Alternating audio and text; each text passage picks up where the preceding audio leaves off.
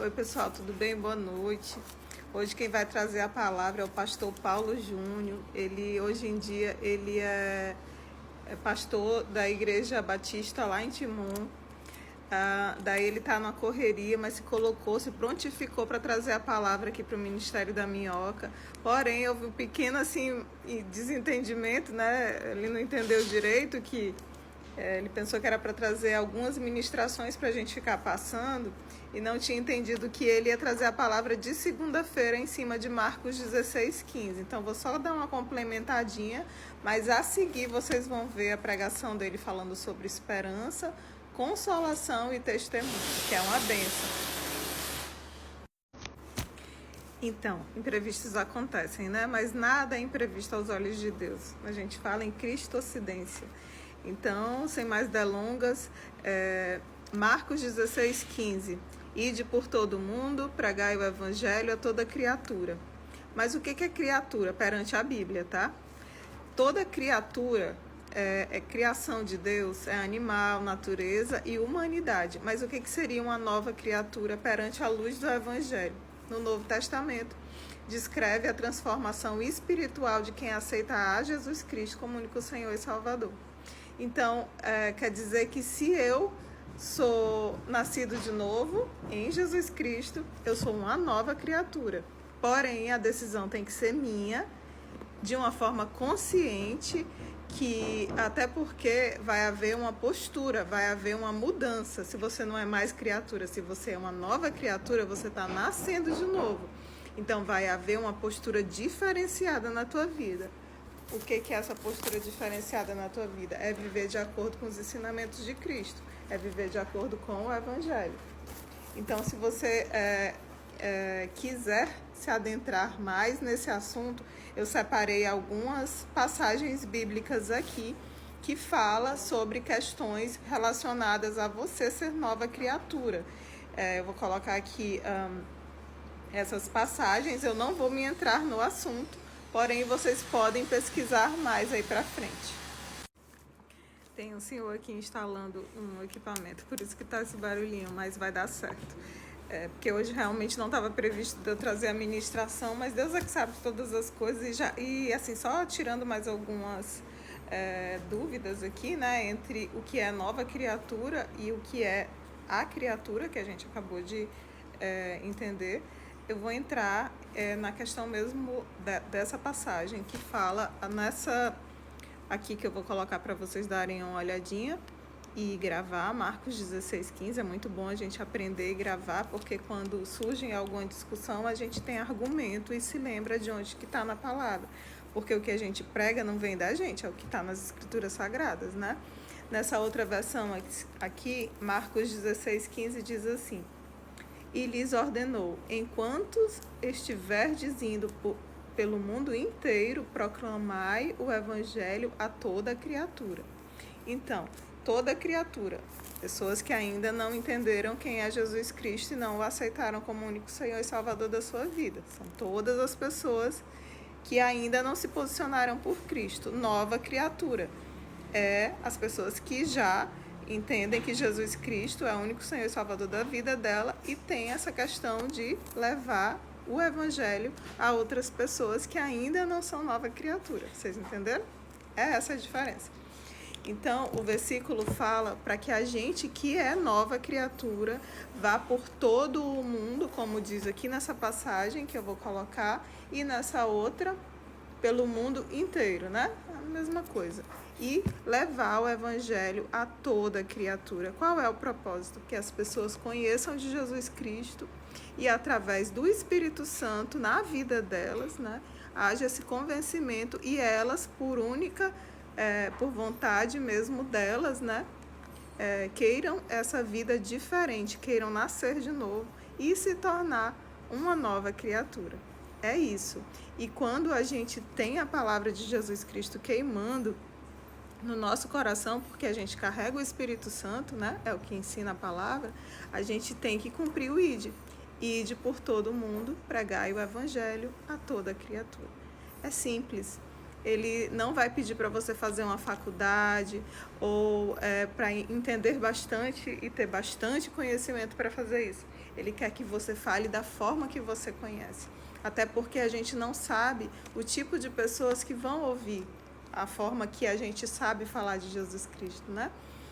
Tem pessoas que são mais espiritualizadas, tem pessoas que são mais intelectualizadas, elas gostam mais de buscar mais, né? Conhecem profundamente mais a palavra e outras fontes. Então, você realmente vai ter que ter mais base para conversar com essas pessoas, mas não se preocupe, que quem vai preparar você é o Espírito Santo de Deus. Então, se coloque diante de Deus e Ele vai usar do jeitinho que você tá.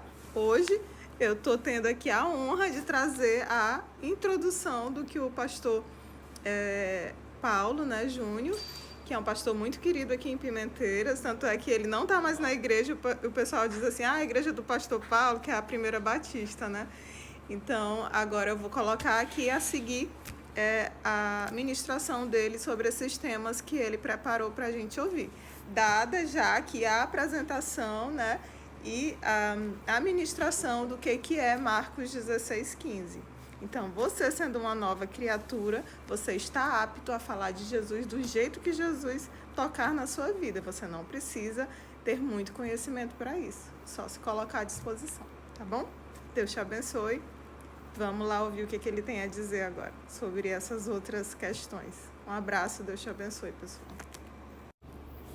Eu voltei aqui porque eu tô fazendo um brick e vocês não vão acreditar. Uma das camisas, brick no Rio Grande do Sul a gente chama brechó, né? Roupas e outros itens em bom estado de conservação e você vende usado. E daí eu tava fazendo já a edição, até voltei aqui para gravar rapidamente só para finalizar. A camisa, uma das camisas que tá à venda, eu tô vendendo por R$6 cada peça, e tá bem bonitinha ainda, porque não serve mais o meu filho, né? É exatamente essa passagem, Marcos 16:15. Nada nessa vida é coincidência. Por isso que a gente fala que é cristocidência. E vou até colocar aqui para vocês verem. Estou fazendo hoje a montagenzinha para vender, sabe, o lote. E daí vou mostrar aqui para vocês. Deus é maravilhoso.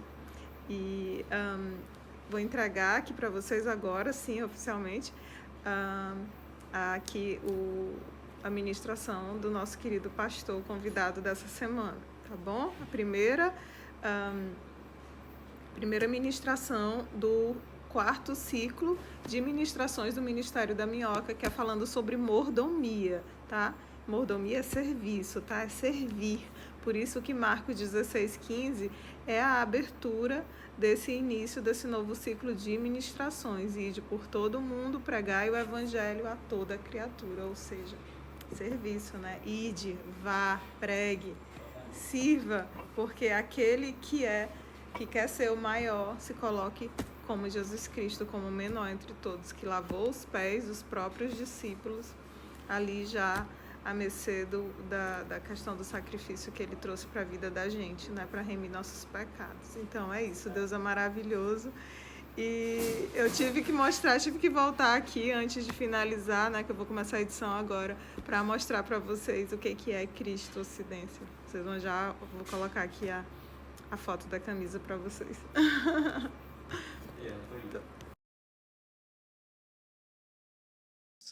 Saúdo os irmãos com a graça e a paz do nosso Senhor e Salvador Jesus Cristo, autor e consumador da nossa fé, trazendo aqui uma pequena palavra, né, sobre testemunho, que está aqui no capítulo 1, versículo 8 do livro de Atos dos Apóstolos. No entanto, recebereis poder ou descer sobre vós o Espírito Santo, e sereis minhas testemunhas tanto em Jerusalém como em toda a Judéia e Samaria, até os confins da terra. A palavra testemunho, quando ela vem para o grego, ela vem com a palavra martíria, que significa martírio ou aquele que pode ser martirizado.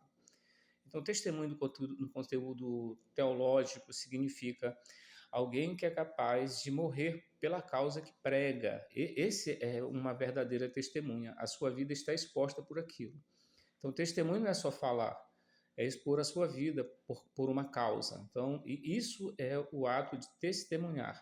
Eu não estou falando que testemunha no campo do direito, mas no campo espiritual, tá certo? Então, nós temos que ter muito cuidado com relação a essa palavra testemunhar, porque testemunhar é muito mais forte do que apenas dizer algo. Mas, na verdade, é viver algo, é viver, é mostrar isso e ter tanta convicção que é capaz de morrer por aquilo. Tanto que os apóstolos, todos morreram pela causa de Cristo. Inclusive João, ele morreu em alta idade, mas ele morreu preso, desterrado, né? E ali na ilha de Patmos ele morreu, segundo o que consta a tradição, né? Então, morrendo ali, ele morreu por causa do testemunho de Cristo. Ele fala isso lá no livro de Apocalipse, que ele estava ali por causa do testemunho de Cristo. Mas o que é necessário, então, para testemunhar segundo a palavra de Deus, né? Bom, se você olhar bem, é necessário que a gente tenha um bom conteúdo daquilo que a gente vai falar, daquilo que a gente vai apresentar acerca da nossa vida. Se você olhar, por exemplo, o rei Agripa, aliás, Paulo, quando ele testemunhou para o rei Agripa e para o rei Festo, ele testemunhou com palavras bem sábias diante daqueles homens e ele deixou bem claro o projeto da salvação. Tanto que Festo e Agripa não tiveram dúvidas, eles não queriam crer, as dúvidas eles não tinham. Depois, a coerência entre aquilo que eu falo e entre aquilo que eu estou dizendo. Então, se não tiver essa coerência, eu não vou, em momento algum, fazer algo fundamental para que o meu testemunho ele faça efeito. É mostrar para as pessoas uma convicção naquilo que eu faço. Então, é necessário uma coerência entre aquilo que eu vivo e entre aquilo que eu prego, né? Nós não podemos estar vivendo uma coisa e pregando outra, que hoje é um mal no campo religioso, é esse. As pessoas pregam uma coisa e vivem outra. Não pode. O conteúdo tem que ser bíblico, o conteúdo tem que ser baseado em Cristo Jesus. Tá certo? Essa frase que diz, faça o que eu mando, não faça o que eu faço, isso é o limite da hipocrisia, é o teto da hipocrisia religiosa. Então nós temos que fazer o seguinte, temos que fazer como o apóstolo Paulo, no capítulo 11, versículo 1 de Coríntios, quando ele fala, sede meus imitadores como eu sou de Cristo. Então, se vocês estiverem me imitando, eu vou estar satisfeito, porque eu tenho consciência que eu imitar Cristo. Olha o peso da palavra de Paulo aqui, tá certo? Depois a gente vou passar aqui para testemunhar. Para testemunhar acerca de Cristo, nós precisamos ter uma única coisa. Põe isso no seu coração, na sua cabeça. A única coisa que nós temos verdadeiramente para poder testemunhar Cristo é ter o Espírito Santo. Por quê? Porque quem tem o Espírito Santo passou pelo novo nascimento. Ele teve uma experiência com Cristo. O cristianismo é uma experiência. O cristianismo não é uma teoria. Ele é uma experiência com Cristo, que nos leva a querer obedecer às Escrituras, tá bom? Se você olhar, por exemplo, lá no livro de Atos dos Apóstolos, capítulo 4, versículo 20, os apóstolos, depois de serem presos, apanharam, eles foram soltos com uma condição, que eles não falassem do amor de Cristo, não falassem de Jesus e da ressurreição dos mortos. Ele disse, olha, nós não podemos nos calar diante do que temos visto e ouvido. Então, o que ele estava dizendo? Ele estava dizendo, olha, é impossível eu calar sobre uma experiência tão profunda que eu vivi, que nós vivemos. É por isso que não tem tantas testemunhas hoje, porque tem pessoas que falam nas igrejas, mas nunca tiveram um novo nascimento, nunca passaram pelo novo nascimento, nunca passaram pela experiência maravilhosa de ser formada uma nova criatura, como diz Paulo lá no livro de 2 Coríntios, capítulo 5, versículo 17. Tá certo? Então tem que ter essa coerência. E essa coerência só pode vir com o novo nascimento, tá bom? E você vai encontrar outros textos na Bíblia, como João 4,39, que é aquela mulher do poço de Sicá, lá em Samaria, quando ela vai falar sobre Jesus na aldeia, e ela fala com tanta convicção do seu encontro com Jesus, que quando as pessoas chegam e dizem, olha mulher, a gente não veio aqui mais só pelo teu testemunho, não. Nós estamos aqui agora vendo que é verdade o que tu falou, e cremos agora porque vemos o Cristo. Né? Lá no livro de João, capítulo 9, versículo 25, o cego que foi curado por Jesus é inquirido pelos fariseus, ele diz assim, olha, se esse Jesus aí é pecador, não sei, eu só sei uma coisa, que eu era cego, agora eu estou vendo. Ele teve um encontro com Cristo, ele não tinha como negar isso. A inquirição era essa, você era cego mesmo ou não? Ele disse, eu era cego e agora eu estou vendo, ou seja, ele era uma testemunha viva de Cristo, né? E temos que ter, como eu falei agora há pouco, a coerência. A coerência é fundamental entre aquilo que eu vivo e aquilo que eu faço. Eu lembro das palavras de Voltaire, Eu li no livro uma vez, eu não li num livro de Voltaire, eu li num livro que relatou Voltaire nessa passagem. Quando ele diz assim, que ele estava passando por uma determinada cidade e viu um pregador em público falando efusivamente o evangelho. E uma pessoa que estava próxima a ele disse: Senhor Voltaire, o senhor crê no que esse homem está pregando? Voltaire disse assim: não, mas ele crê. Ou seja, Voltaire era consciente que esse homem tinha convicção naquilo que ele falava. Isso é fundamental. Então, isso é testemunho, meus irmãos. E hoje o mundo está carente de igrejas e cristãos que testemunhem verdadeiramente. O mundo ele percebe quando o crente ele não é um crente de testemunho. Ele percebe a disparidade entre o que aquele crente fala e o que aquele crente vive. Tá certo? Então essa é a palavra de Deus para você sobre testemunho. A graça e a paz do Senhor Jesus. Saúdo os amados com a graça e a paz do Senhor Jesus Cristo. Estamos aqui para trazer uma palavra sobre esperança bíblica, né? Aqui no livro de Hebreus, capítulo 6, versículo 19, diz assim: temos essa consolação, como âncora da alma, segura e firme, que penetra até o interior do véu. O livro de Hebreus, no capítulo 6, fala muito sobre fé. Chega a dizer que sem fé é impossível agradar a Deus. Chega a dizer que fé é o firme fundamento das coisas que se esperam e a prova das coisas que estamos também esperando e almejando pelos olhos da fé. Então, resumindo aqui a questão de fé e esperança, o fundamento da esperança é a fé. Porque a palavra esperança no grego, me desculpe por falar aqui no grego, para a gente entender um pouco do que quer dizer a Bíblia, esperar não significa apenas sentar e esperar que as coisas aconteçam. Não. A palavra significa em grego exatamente assim: contar com algo, saber que aquele algo vem, confiar e saber que aquele algo vem. Isso é esperança, tá bom? E esperança também, ela tem uma ligação muito forte com a promessa, com algo que se prometeu. Então, quando você vai para a questão de promessa, a gente tem que ser bastante realista, né? A promessa, ela depende muito de quem promete. Então, a validade de uma promessa vai depender muito da origem dessa promessa, quem prometeu, né?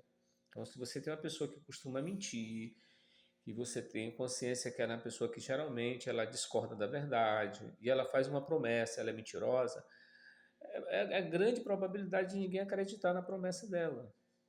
Não é verdade?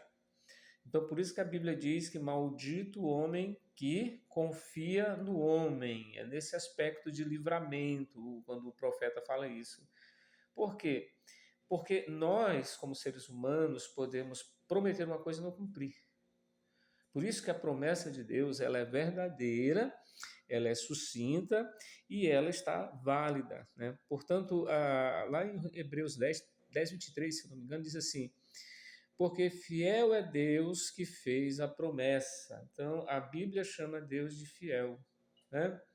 Então, a esperança e a nossa fé, ela é baseada naquele que prometeu as coisas. Quem nos prometeu salvação e vida eterna? Foi Deus em Cristo Jesus, né? E Deus ele nos dá a maior prova de como ele age nessas coisas acerca de esperança e fé. Lá no livro de Romanos, capítulo 4, versículo 17, diz assim: porque Deus chama as coisas que não existem da inexistência para a existência como se elas já existissem. Olha que coisa! Por que nós podemos confiar na promessa de Deus? É porque Ele tem o poder de fazer as coisas impossíveis parecerem e serem possíveis. Simplesmente assim, Ele é Deus. Então, todo aquele que tem a sua esperança em Cristo, em Deus, pode esperar tranquilo, não será frustrado. Porque Hebreus 10:23 diz que fiel é aquele que fez a promessa, ele irá cumpri-la. Então, aqui, o escritor de Hebreus, no capítulo 6, versículo 19, ele chama essa consolação, entenda essa consolação que ele fala é a esperança, ele chama essa consolação de âncora da alma. O que é isso? Geralmente, a âncora é um artefato, né, que era usado pelos barcos para manter o barco firme no meio da água, para que as ondas não levassem esse barco para longe, não levassem esse barco para a deriva em alto mar. Então, quando o escritor de Hebreus fala que a esperança é a âncora da nossa vida, essa consolação que é a esperança, ele está dizendo o seguinte: quando a nossa confiança está firmada em Cristo, nós não vamos vagar no mar dessa vida, para lá e para cá, sem saber o nosso objetivo, sem saber o nosso destino. Nós não ficaremos à deriva. Ele nos conduzirá, como o Salmo 23 nos afirma: o Senhor é o meu pastor, nada me falta. Deitar-me faz em pastos verdejantes, guia-me às águas tranquilas, às águas mansas, por amor do seu nome. Né? Então, ainda que eu andasse pelo vale da sombra da morte, não temeria mal algum, porque a tua vara e o teu cajado me consolam, refrigera a minha alma. Então, Deus é a nossa grande esperança. Nele está a nossa âncora, a âncora da nossa alma. Por isso é tão importante, meus irmãos, nós nos achegarmos a Deus. Porque se nos achegarmos a Deus pelo nome de Jesus, nós estaremos com o nosso espírito seguro. Além do mais, irmãos, é tanta maldade nesse mundo, é tanta coisa, que se nós não tivermos uma âncora firme, nós vamos cair no pecado, nós vamos cair na loucura desse mundo que se perde para a vida eterna. Não ganhará a vida eterna esse mundo está perdido. Jesus diz que o mundo jaz no maligno, portanto é tempo de esperar, tá bom? E eu recomendo para vocês uma música de um grupo chamado Palavra Antiga, cuja a letra fala sobre esperar é caminhar, a música. Ouçam essa música, vocês vão entender o que é esperança. A graça e a paz do Senhor Jesus. Saúdo os amados com a graça e a paz do nosso Senhor e Salvador Jesus Cristo, né, autor consumador da nossa fé. Estamos aqui para trazer uma pequena palavra sobre a própria palavra de Deus, que é viva e eficaz, baseado aqui no livro de Hebreus, capítulo 4, versículo 12, que diz: pois a palavra de Deus é viva e eficaz, mais cortante do que qualquer espada de dois gumes. Ela penetra até o ponto de dividir alma, espírito, juntas e medulas, e é apta para discernir os pensamentos e intenções do coração. Não há nenhum texto na palavra de Deus que fale melhor sobre a eficácia e o que é a palavra de Deus escrita, senão esse texto em Hebreus. E a primeira coisa que o escritor de Hebreus abre aqui é dizer que ela é eficaz, ou seja, que ela funciona. E aí é interessante dizer que a maioria das pessoas não querem botar o contexto bíblico nas suas vidas diárias, no seu proceder diário, achando que a Bíblia é um livro arcaico, que a Bíblia é um livro moralista, mas eu gostaria de dizer para você que ela é eficaz quando nós usamos, que ela é o único livro que, quando é posto em prática, ela vai me conduzir ao conhecimento de Deus. Então ali ela é viva e eficaz, ela é mais penetrante do que uma espada de dois gumes. Né? Por quê? Porque ela é altamente cortante, ela corta para os dois lados, tanto para a salvação como para a perdição. Ali está dizendo que se você usar ela e obedecê-la, você terá um benefício. Se você não obedecê-la, você terá um malefício. E chega a dizer também que ela é poderosa para ir até o íntimo das questões e das coisas. Quando ele diz, olha, ela é apta para dividir medula, espinha, alma, espírito, está dizendo o seguinte: a profundidade com que foi feita a Bíblia é uma profundidade fora do comum. Não há nenhum livro tão profundo quanto a Bíblia, tanto que os reis, governantes e imperadores tentaram, ao longo da história, acabar com esse livro. E as pessoas não querem, desprezam esse livro, mas se esse livro ele é um livro tão simples, por que fazem guerra contra ele? Né? E é interessante que a Bíblia diz que nós erramos quando nós não consultamos as Escrituras. Jesus diz em Mateus 22, 29, né? Vós errais porque não conheceis as Escrituras e nem o poder de Deus. E também Jesus nos ensinou uma coisa no livro de João, capítulo 5, versículo 39. Diz assim: examinai as Escrituras, pois cuidais de ter nelas vida eterna, e são elas que testificam de mim. Portanto, ler a Bíblia, ler a palavra eficaz de Deus, não é só passar uma vista, não. É examinar como alguém que quer aprender, como alguém que quer descobrir.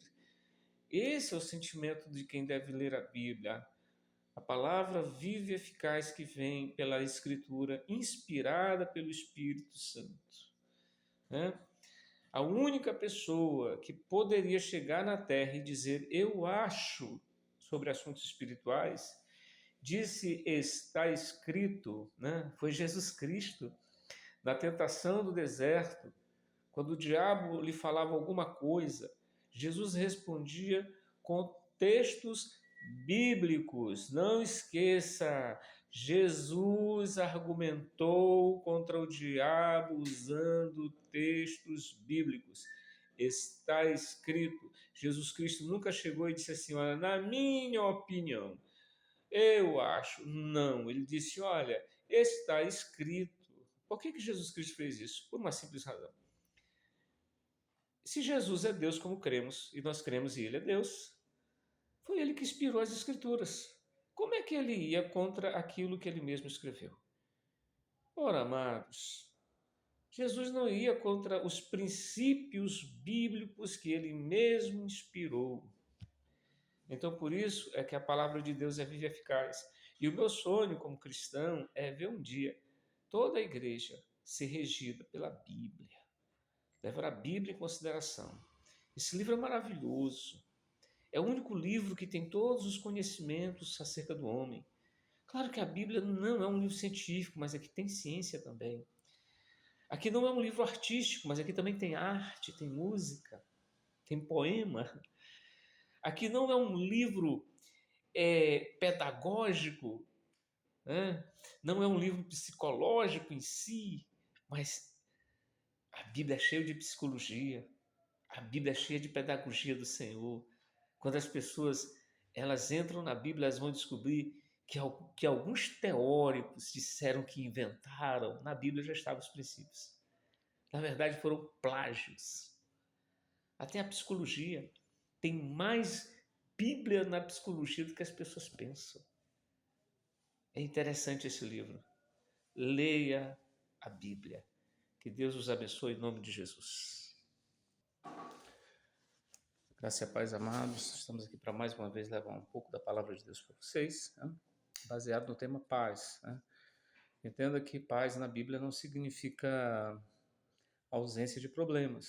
A paz, no que diz respeito à Bíblia, é uma paz interior profunda que o Espírito Santo nos traz. Esse é o conceito de paz no cristianismo.